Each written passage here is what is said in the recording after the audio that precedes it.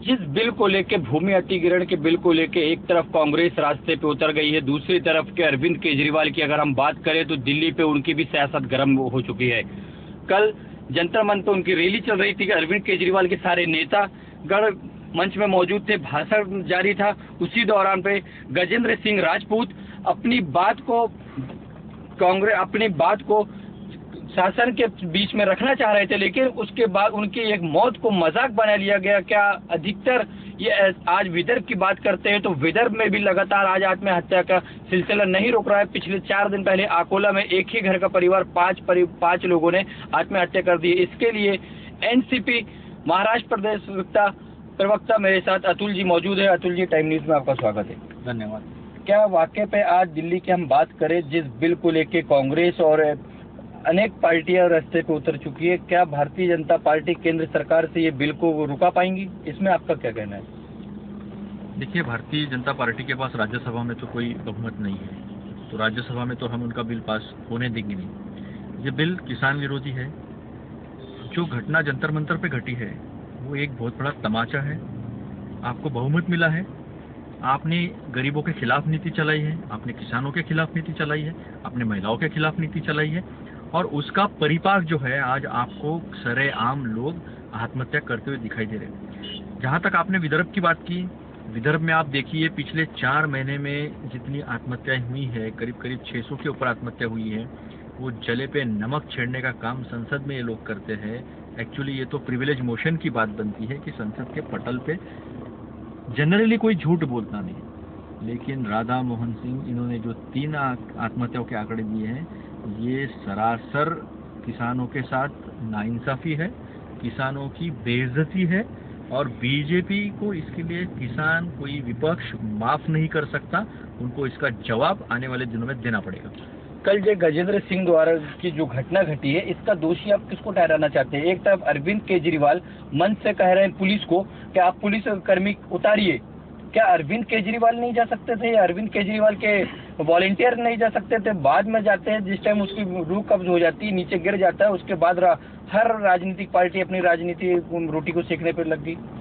एक मौत को मजाक बना लिया गया है। देखो, इंसान की जान सबसे बड़ी होती है, जान की कीमत सबसे बड़ी होती है, उसके आगे कोई राजनीति हो नहीं सकती। कौन गलत है, कौन सही है, हर चीज के लिए अगर आज अरविंद केजरीवाल जी के सभा में जब ये आत्महत्या होती है, उन्होंने सभा इमीडिएटली रोक देनी चाहिए थी।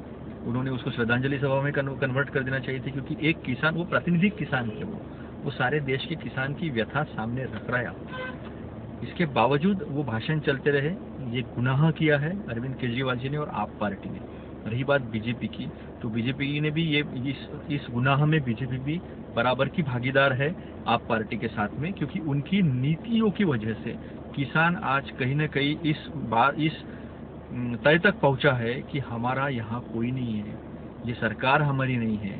लेकिन मैं आपके माध्यम से देश के सारे किसानों को बताना चाहूँगा कि एनसीपी आदरणीय शरद पवार साहब के नेतृत्व में चलती है, और शरद पवार साहब पिछले 10 साल से कृषि मंत्री रहे हैं इस देश के। उन्होंने किसानों के हित में कई चीज़ें की है। एनसीपी पूरी ताकत से, पूरी नैतिकता से किसानों के पीछे है। मेरी विनती है सारे किसानों से कि आत्महत्या का मार्ग न अनुसरे, हम आपके साथ में हैं, हम कोई न कोई मार्ग जरूर निकालेंगे, और अच्छे दिन किसान के लिए कोई अगर ला सकता है तो वो आदरणीय शरद पवार साहब ही ला सकते हैं। तो फिर ये कहाँ गई पार्टी बीजेपी, जो सबका साथ सबके विकास की बात करती है? आज देवेंद्र खुद जब सत्ता पे नहीं थे तो किसानों के हित में बहुत बात किया करते थे, आज क्या हो गया है?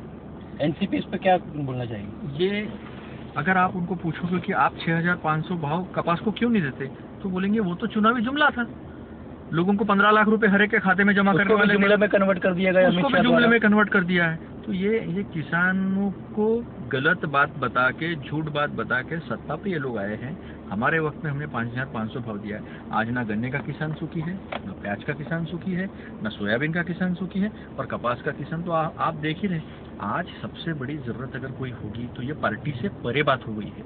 आज हमारा किसान मर रहा है, हमारा भाई मर रहा है, इस देश का नागरिक मर रहा है, जिसके लिए हमने इतना बड़ा स्वतंत्रता संग्राम चलाया, बहुत लोगों ने जाने दी। आज अगर कुछ एक क्या बोलते हैं जिसको अपन, एक लिमिटेड लोगों को अगर इसका फ़ायदा होता होगा और बहुत बड़ा तबका जो किसान है, मजदूर है, गरीब वर्ग के लोग हैं, उनको अगर उसका फ़ायदा नहीं पहुंचता होगा तो इसके लिए सबसे बड़ी जिम्मेदार नीतियां जो है वो बीजेपी ने चलाई है। हर बात के लिए दिखता है, कोई भी पॉलिसी आती है तो वो ऐसा दिखता है अदानी अंबानी के लिए ड्राफ्ट कर रहे हैं लोग। कहीं ना कहीं जो राहुल जी ने बात बोली है कि ये बड़े लोगों की सरकार है, सूट बूट वालों की सरकार है, सही में ऐसे लगने वाली स्थिति है। मैं आपको बता दूं, किसानों को मुआवजा देने के बजाय हम लोग नेबरिंग कंट्रीज को पैसा दे रहे, भूटान को पैसा दे रहे, हम लोग नेपाल को पैसा दे रहे, हम लोग मॉरिशस को पैसा दे रहे, हर्ज नहीं देने। लेकिन हमारे किसान ने इनका क्या बिगाड़ा है? किसान को पैसा नहीं दे रहे ये लोग। अभी रफाल का इन्होंने सौदा किया है, रफाल के सौदे में पेपावो नाम की एक कंपनी है फ्रांस की, उसके साथ में अनिल अंबानी जी का सौदा हो रहा है, उनको 60,000 करोड़ का ऑर्डर भी मिल चुका है। तो मेरी विनती है मोदी साहब से कि कम से कम अपने देश में ध्यान रखें, किसानों की तरफ ध्यान दें, मजदूरों की तरफ ध्यान दें, तो ही वो आगे बढ़ पाएंगे। नहीं तो उनको बहुत तगड़ा विरोध जो है वो हमसे आने वाले दिन में उनको होने वाला है। जिस रणनीति पे भारतीय जनता पार्टी चल रही है, क्या वाकई पे 5 साल मोदी अपनी सरकार चला पाएंगे? क्योंकि इलेक्शन के बाद से उनके सांसद की बात किया जाए, विधायकों की बात किया जाए, अनेक ऐसे विवादित बयान सामने आ जाते हैं कि सारी पिछली बातों को छोड़ दिया जाता है। विवादित बयान के पीछे ये कहावत हो गई कि कौवे ने कान ले गया, कौवे के पीछे देख रहे, कान नहीं देख रहे। नहीं सलीम जी, आप इनकी नीति को समझिए। इन्होंने इतने झूठे वादे किए, दुनिया भर में मंदी फैली हुई थी, उस मंदी का झटका जैसा दुनिया में बैठा वैसा थोड़ा बहुत भारत के लोगों को भी बैठा, उनको भी थोड़ी त्रासदी हुई, महंगाई थोड़ी बढ़ गई थी। लेकिन क्या किसानों को भाव नहीं मिला? मनरेगा में जिनको काम नहीं मिलता था उनके हाथ को काम नहीं मिला? 100 दिन के काम का कायदा किसने किया? दूसरी बात यह है कि लोकपाल बिल किसने पास किया? हर तरह की कोशिश जो है वो कोशिश यूपीए सरकार ने की थी। सत्ता में आने के बाद इनको पता चला कि अभी तो हम ढोंग नहीं कर सकते, अभी स्वांग कितना रचेंगे। ये विरोध में थे, चुनाव थे, तो चुनाव में जितना स्वांग रचना था रच लिया, अब स्वांग रच नहीं सकते। तो अभी इनकी ये नीति है जो गुजरात में चली थी, जहां हिंदू और मुसलमान इनको खिलाफ लड़ाया गया था, उसी तरह की नीति जो है वही नीति के तहत आज ये काम करना चाह रहे हैं और देश खतरे में है। ये बीजेपी की नीतियों की वजह से है, मेरा ये सीधा सीधा उनके ऊपर आरोप है। तो कल जो घटना घटी, इसका सीधे सीधे इसका श्रेय किसको देते हैं आप? किसको दोषी ठहराते हैं? पुलिस को, केंद्र सरकार को? आज अरविंद केजरीवाल ने जैसा कल कहा कि केंद्र सरकार के इशारों पे चलती है दिल्ली पुलिस, तो क्या वाकई पे अगर पुलिस पहुंचती तो ये घटना रुक सकती थी? ये बहुत दुख की बात है।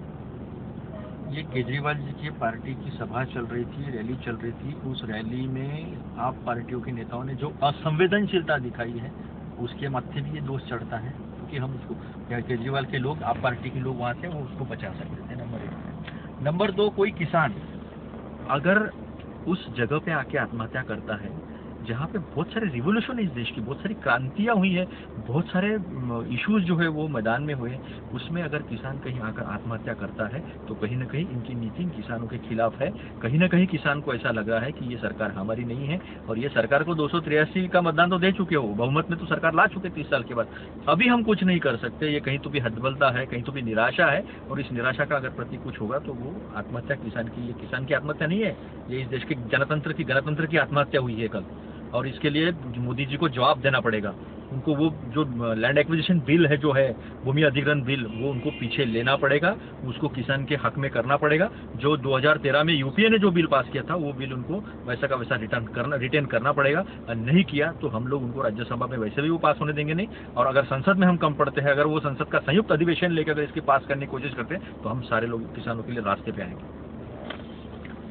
ये थे एनसीपी प्रवक्ता अतुल जी, जिनका साफ कहना है कि किसान आज इतना मजबूर हो गया है और मोदी जी को सारी चीज देखते हुए भूमि अधिग्रहण बिल को रोकना चाहिए, और जिसके हितों पे वो बात कर रहे हैं। हकीकत में वास्तव पे आज विदर्भ के ऊपर अगर निगाह उठाई जाए तो सबसे ज्यादा आकलन शायद विदर्भ में पाए जाते हैं, और वही सीएम है देवेंद्र, जो कि पिछले समय पे किसानों के हित में बात किया करते थे। आज उनकी राज में सबसे ज्यादा आंकड़ा जा चुका है। कैमरामैन हसीब खान के साथ टाइम न्यूज, सलीम रहमान, नागपुर।